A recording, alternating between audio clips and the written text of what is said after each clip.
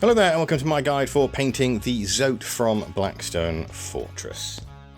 As you can see, the first thing I did was spray it with some Mechanica Standard Grey spray. And from there I start to paint the top of the skin with some War flesh. Now by top I mean basically all the stuff that's basically pointing upwards to the sky, not the sort of main chest area or the underbelly. For those sections I used Skarsnik Green. He was then given an all-over wash with some Corellia green shade. And once that wash is dried, I started the highlighting process for the top with some War flesh to begin with, followed by a 70-30 mix of War flesh and Skarsnik green, and a final dry brush of the same mix but at a 50-50 ratio. For the lighter areas, I dry brushed them with Skarsnik green to begin with, followed by a 70-30 mix of Skarsnik green and Ogryn camo. Then the same mix, but again at a 50-50 ratio. And this is followed by a final dry brush of Ogryn camo just by itself. This is a very light dry brush, we're just trying to pick out those final few bits that are like really sticking out. I then used Abaddon black to paint all the areas that are going to be black. Then we're going to move on to the silver areas with some Iron Hand steel, followed by a wash of Nuln oil. This will be over both the steel and the black. Once that wash is dry, we're going to use some Corvus black to start with the highlighting on the black areas. And this will be followed by a 50-50 mix of Corvus black and Eshin grey for the edge highlighting. For the silver, we're going to relayer the Iron Hand steel just to brighten things up a little bit after that wash.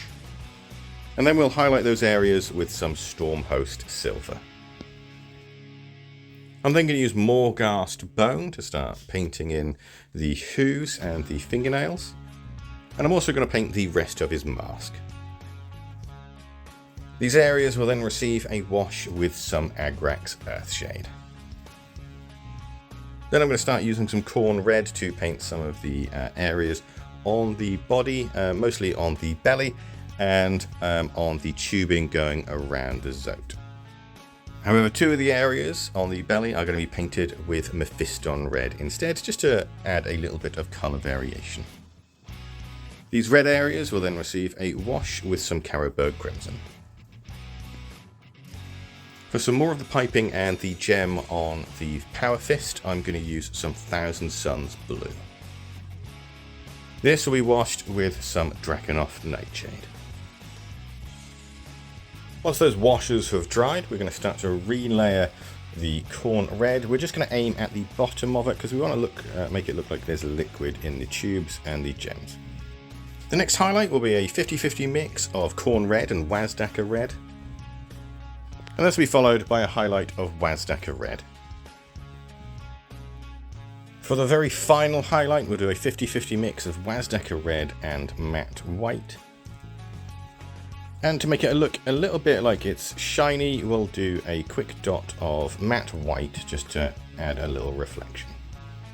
Then we'll relayer the Mephiston red, but we'll make sure to only sort of highlight the bits, the bumps where they go up, and avoiding the main recesses. This will be followed by a 50-50 mix of Mephiston red and Evil Sunz scarlet. Then Evil Sunz scarlet just by itself. Then a 50-50 mix of Evil Sunz scarlet and Wild Rider red. And finally, a final highlight of Wild Rider red. Once again, we'll use matte white to create a look of a reflective surface.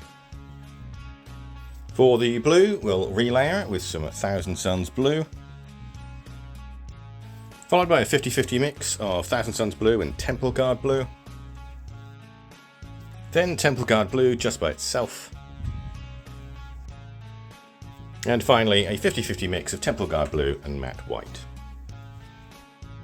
This will also get a couple of dots of matte white to represent a reflective surface. For the hooves and the mask, we're going to relayer the Morghast bone, followed by a 50-50 mix of Morghast bone and Wraith bone. Then Wraith bone just by itself. And then finally a 50-50 mix of Wraithbone and matte white. There's a couple of bits of the connecting hoses that need to be painted, so I'm going to paint those with Mechanicus Standard Grey. And then I'll wash them with a little bit of Nuln oil. For the tubing that leads to those, I'm going to use some Jacaro Orange. I'm also going to use Jacaro Orange to paint in his eyes. The tubes and the eyes will then get washed with some Fugan Orange.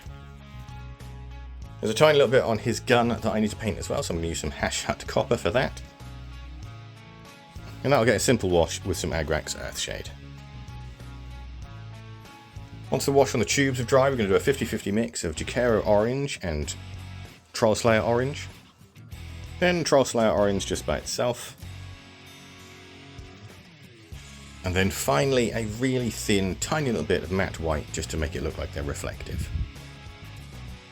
We'll paint his eyes in the same way, except we'll use a tiny little bit of Fire Dragon Bright instead of the matte white. And after that we'll use some Flash Gets Yellow. Then a little bit of Stormveil and Fur just to highlight the connecting tubes. And once you've based him however you want to base him, that's that Zoat finished. A really fun, quick, simple model to paint. He's a great little monster for Blackstone Fortress, and I enjoyed painting him every step of the way. As I said as well, he is super fast to paint. He only clocked in around about 3 hours, so he's going to take you no time whatsoever. If you followed this guide and you found it useful, I really hope you enjoyed it, and I hope you'll give us a subscribe, give the video a thumbs up, maybe share it if you need to, and well, I'll see you on the next one. Goodbye for now.